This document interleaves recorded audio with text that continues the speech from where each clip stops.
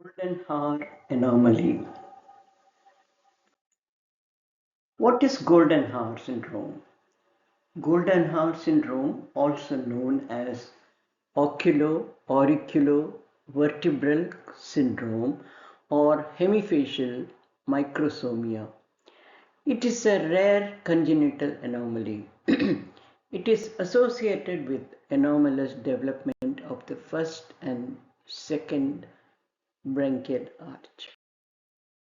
Goldenhar syndrome, also known as oculo-auricular vertebral syndrome.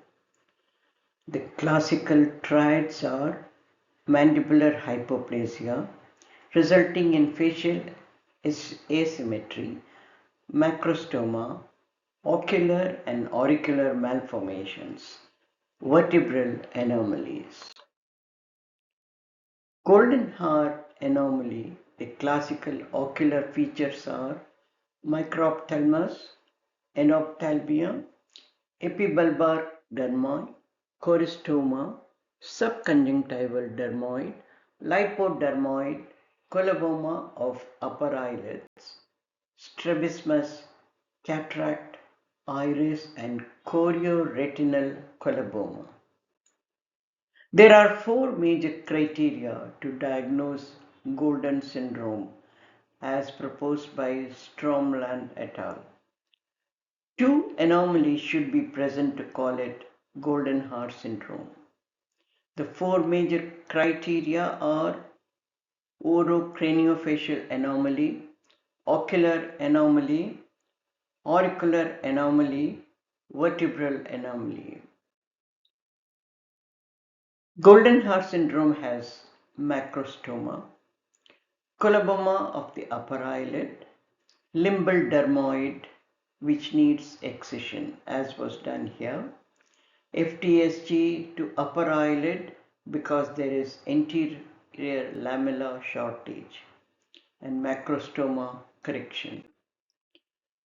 Bilateral upper lid coloboma reconstruction done on the right side with a lid switch flap and the left side it was a tarsoconjunctival flap from lower eyelid and full thickness skin graft for the entire upper eyelid as there was deficiency.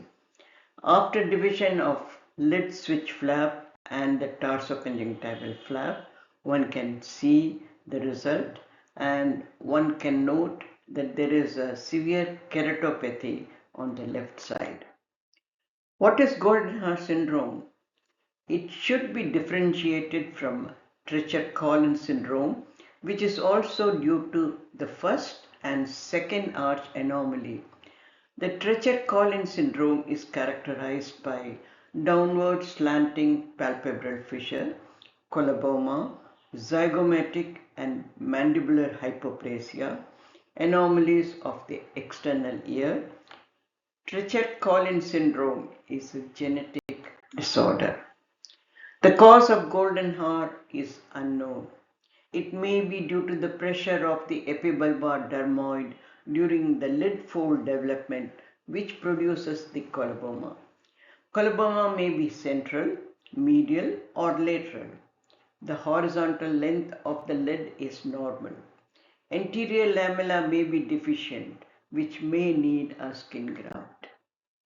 The non-ocular features are usually the preauricular skin tags, microtia, macrostoma, vertebral anomalies, mandibular hypoplasia, cleft lip and palate, mental retardation, cardiac abnormality, genitourinary anomalies.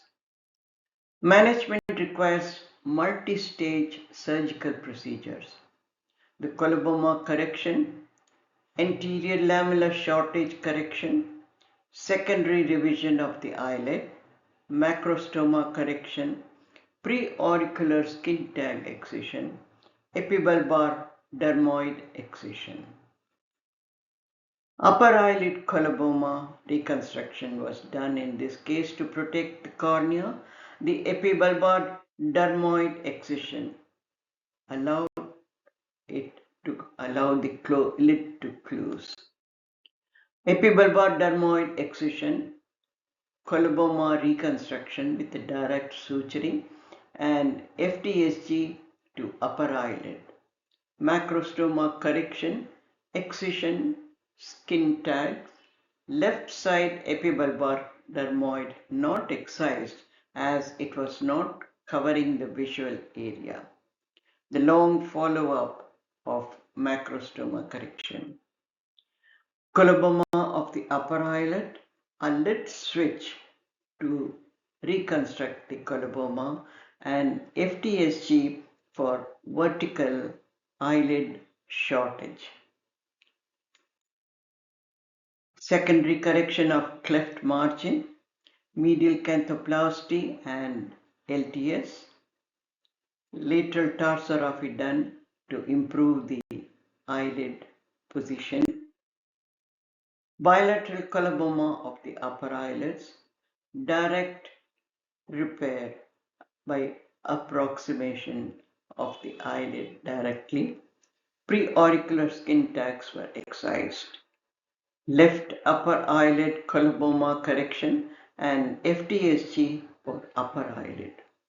Right upper lid mild coloboma corrected.